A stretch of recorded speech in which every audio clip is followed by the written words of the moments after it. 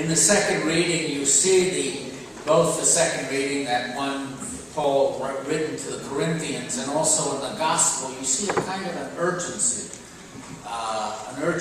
in Paul's ministry, and certainly an urgency in Jesus' ministry. I think if you were to take, we're reading from the Gospel of Mark, and if you were to take, you remember from last week, was just before this reading, where Jesus had healed in the synagogue, or a man possessed with a demon in Capernaum. The gospel picks up today. He goes at the end of the day to Simon's house, and after healing his mother-in-law, the whole town comes, because the word had spread, the whole town, with anyone sick, anyone possessed by demons, anxious for both the preaching and the healing of Christ.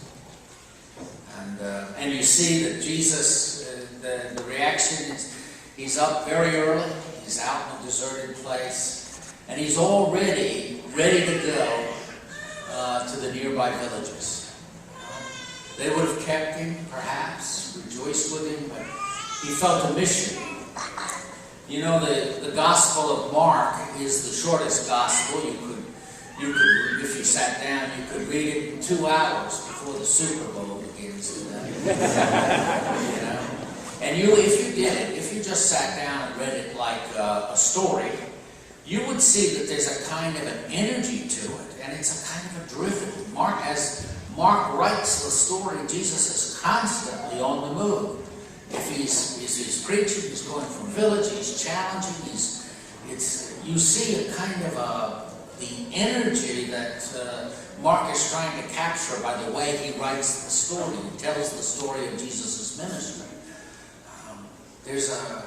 You can see that Jesus is doing everything possible to spread the news that God's reign is at hand. The offer of salvation is near, and it's a liberating gospel.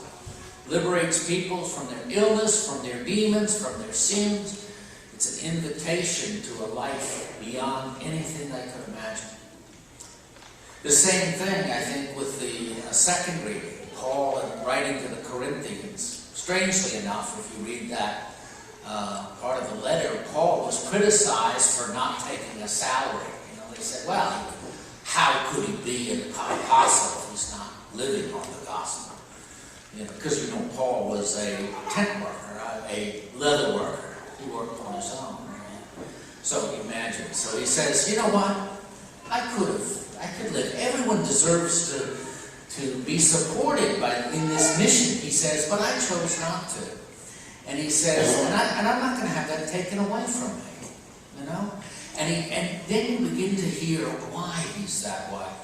Because he says, look, the translation today says he's under obligation to preach the gospel.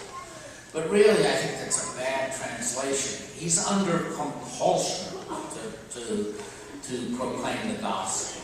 He's under compulsion, not in some weird way, but because his life had changed so dramatically by the gospel. I mean, he had been in a dead-end life, a murderous, dead-end, self-righteous life as a Jew of the Pharisee persuasion.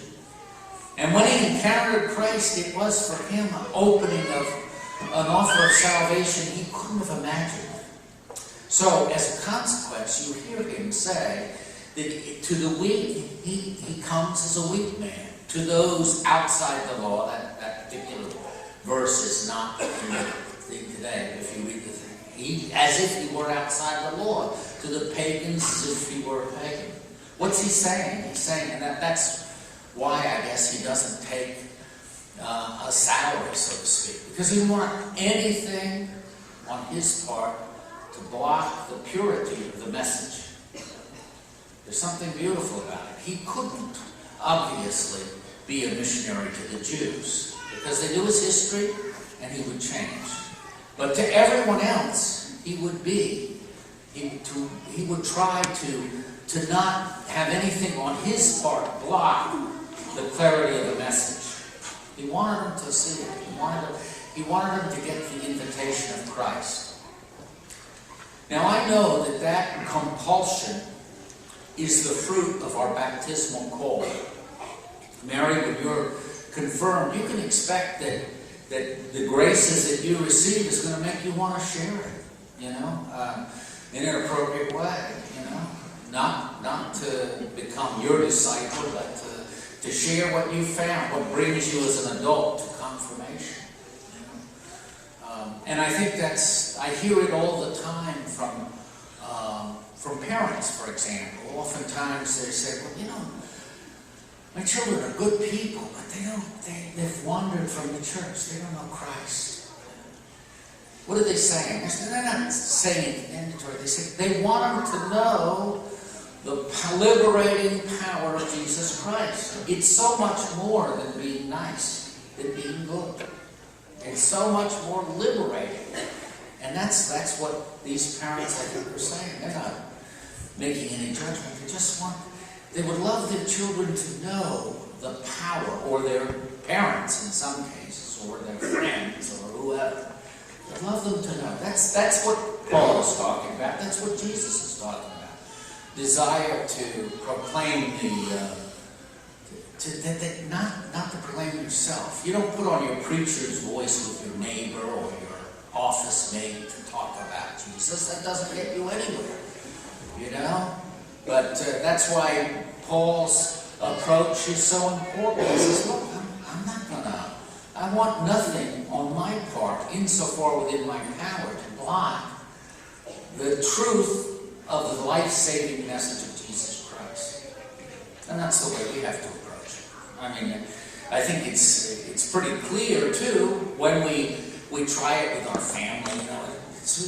Jesus, no greater authority than Jesus, didn't have much traction in his own hometown of Nazareth, right? They said, is he not the carpenter? For God's sake, where did he get all this stuff? The same thing, I guess, when you're talking to I'm young, talking to my family, Most of my cousins wouldn't even come in the church, much less listen to me. But that doesn't mean that our message can't find fertile ground with those people we work with. We need to give into that compulsion, friends, to proclaim the gospel, not with a preacher's voice or a self-righteousness, but with the genuine thing. Knowing you want your friends, you want your enemies to experience the love of Christ. Now next week we're going to have his Commitment Sunday for the Bishop's Lenten Appeal. And that's the annual diocesan appeal to support the diocesan ministries. And it is one way that you and I can support beyond ourselves. Not everyone is called to be a priest, but you could support those who are working toward it, like they did for me. I grew up in a single-parent family. There was no chance that my mother could ever afford to put me through 4 years of college and 4 years of graduate school. Who did it? Who paid? Well, the people of the Diocese of Richmond paid my school tuition and my board in the late 60s, early 70s. And that's the way, so I return. I feel an obligation. I support seminarians in India. What I've been given, I want to give as a gift. I'll never meet these guys who become priests. I don't intend to go to India. But that's how we can act. That's one way we can act. Maybe not everyone. Thank God, many are catechists, but not everyone is called to catechesis. But we can support through the diocesan support of religious education with the Bishop's Lenten Appeal. Did some of you get, as I did, this is mine, the letter in the this week? Who got it? Well, see the exclusive club. But I don't want you to feel, if you didn't get one, first of all, don't throw it out. Open it up, read it, and make your commitment. But secondly, I don't want you to feel neglected, because in the bulletin today is I put the paper that describes some of what the Bishop's Lenten Appeal goes, the percentages of different commitments and stuff like that, and something about the appeal. So you know where it's used for multiple things, you know. Not all of us work in Christ's house, which is a house for the homeless, but we can support it. Not all of us work at St. Margaret Cortona House, which is a house for homeless families, but we can support it, and so on. This is one way we can act. Just like we have these international collections for Catholic relief. Not all of us will go to Southern Sudan. Not all of us will go to Liberia, but Catholic relief can with our support. So there's a number of ways to work out the compulsion without taking away the fact that I expect Mary to be out evangelizing day and night from now on. And you who witnessed it to also be out evangelizing day and night. So Mary, come on.